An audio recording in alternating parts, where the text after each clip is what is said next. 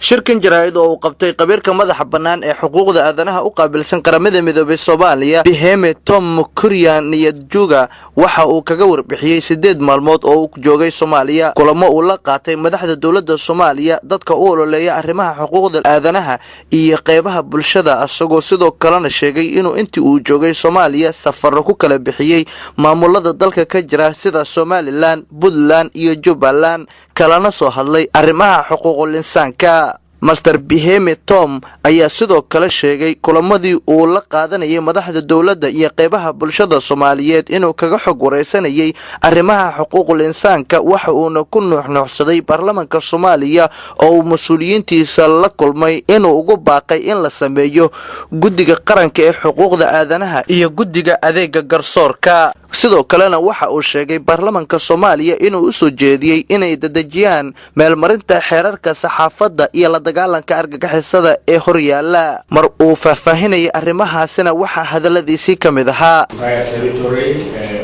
Soomaaliya intii aan joogay waxaan kulamo la qaatay madaxda dawladda federaalka qaybaha bulshada sidoo kale madaxda maamulada dalka ka jira sida Somaliland, Puntland iyo Jubbaland waxaan kala hadalnay xaaladda xuquuqul insaanka sida loo ilaalin lahaa sidoo kale baarlamaanka federaalka madaxdiisa ayaan la kulmay oo aan kala hadlay sida ay u dhisi lahaayeen guddi qaran ee xuquuqul insaanka.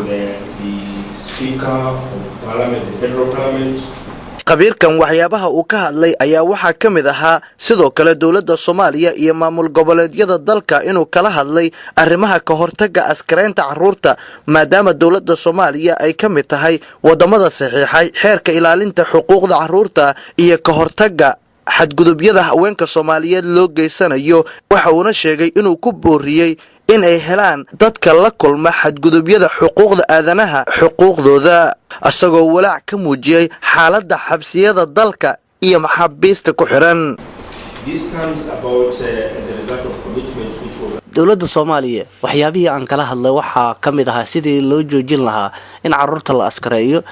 iyo in laga hortago xadgudubyada loo geysta haweenka sida kufsiga iyo sidii xuquuqdooda ay u heli lahayn haweenka la kulma gobol-faliyada.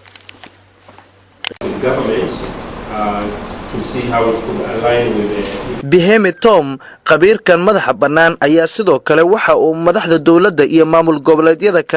kala hadlay in la soo dhaweeyo dadka ka imanaya dagaalada Yemen ka socda asagoo sidoo kalena beesha caalamka ugu baaqay in dawladda Soomaaliya ay ku taageerto arrimahaasi. ugu dambeyntii qabiirkan ayaa hay'adaha gargaarka ugu baaqay in ay gaarsiiyaan kaalmo bini'aadanimo oo ay u baahan yihiin dadka ku nool deegaanada ay weli ku sugan yihiin kooxda Al-Shabaab ayagoo kaashanaya hay'adaha maxalliga ah iyo dadka deegaanadaasi.